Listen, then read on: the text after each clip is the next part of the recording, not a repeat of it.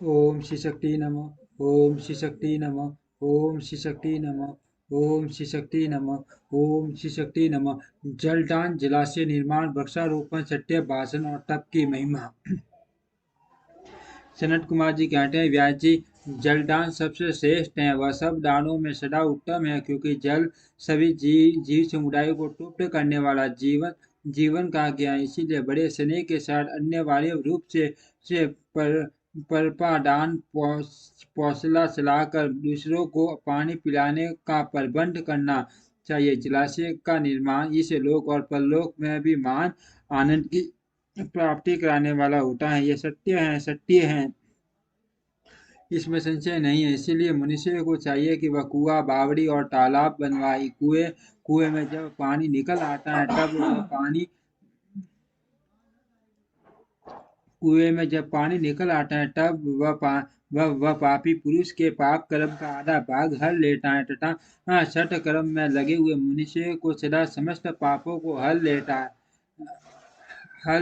जिसके खुदवाए हुए जलाशय में गौ, ब्राह्मण तथा साध पुरुष सदा पानी पीते हैं, वह अपने सारे वंश का उद्धार कर देता है। जिसके जिसके जलाशय में गर्मी के मौसम में भी अनिवार्य रूप से पानी टीका टीका रहता है, वह कभी दुर्गम एवं विषम संकट को नहीं प्राप्त होता। जिसके पोखरे में केवल वर्षा ऋतु जल ठहरता है, उसे प्रतिदिन अग्निहोत्र करने का फल मिलता है।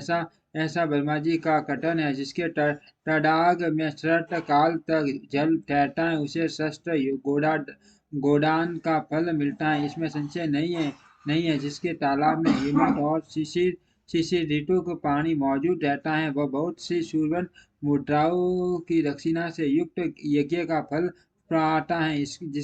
जिसके सरोवर में वसंत और ग्रीष्म काल तक पानी बना रहता है, उसे अतिरात्र और अश्वमेघ यज्ञों का फल मिलता है। ऐसे मनीषी महात्माओं का कथन है। मुनिवर व्यास जीवों को तृप्ति प्रदान करने वाले जलाशय के उत्तम फल का वर्णन किया गया है।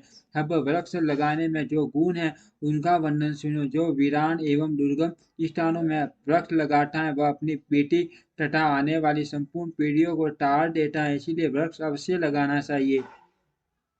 ये वृक्ष लगाने वाले के पुत्र होते हैं, इसमें संशय नहीं है। वृक्ष लगाने वाला पुरुष परलोक में जाने पर अक्षय लोक को पाता है। पोखर खुदाने वाला, वृक्ष लगाने वाला और यज्ञ कराने वाला जो द्विज है, वह तथा दूसरे सत्यवादी पुरुष ये स्वर्ग से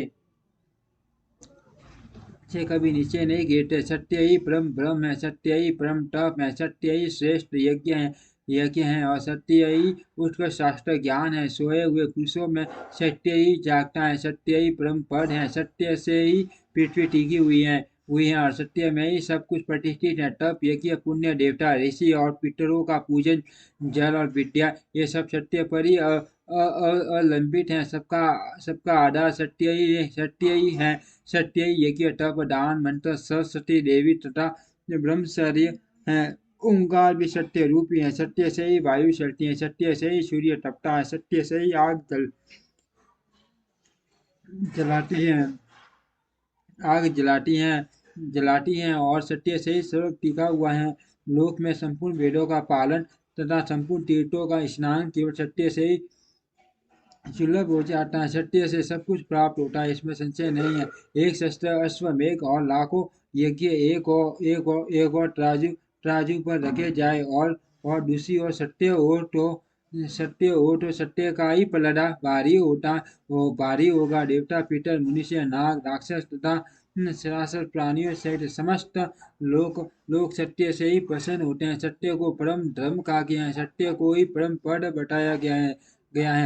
और सत्य को ही परम ब्रह्म परमात्मा कहते हैं। इसीलिए सदा सत्य बोलना चाहिए। सत्य प्रायण मुनि अत्यंत दुष्कर तप करके स्वर्ग को प्राप्त हुए हैं तथा सत्य धर्म में अनुरुक्त रहने वाले सिद्ध पुरुष भी सत्य से ही स्वर्ग के निवासी हुए हैं। अर्थ सदा सत्य बोलना चाहिए।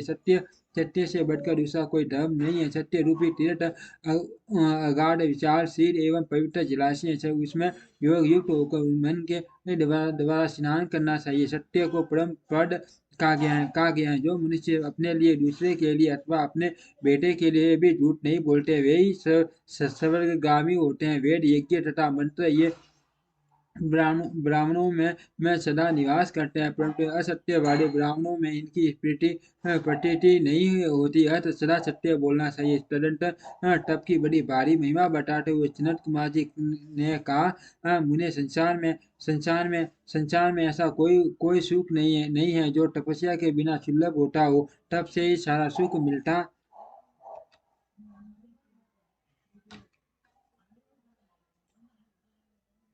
हैं। इस बात को वेद वेता पुरुष जानते हैं। ज्ञान, विज्ञान, आरोग्य, सुंदर रूप, सौभाग्य तथा शाश्वत सुख तप से ही प्राप्त होते हैं। तपस्या से ही ब्रह्मा बिना परिश्रम के ही संपूर्ण विश्व की सृष्टि करते हैं। तपस्या से ही विष्णु इसका पालन करते हैं। तपस्या के बल से ही रुद्रदेव श्रृंगार करते हैं तथा तप के प्रभाव से ही शेष भूमंडल को धारण करते हैं। ओम श्री शक्ति नमः। ओम श्री शक्ति नमः। ओम श्री शक्ति नमः। ओम श्री शक्ति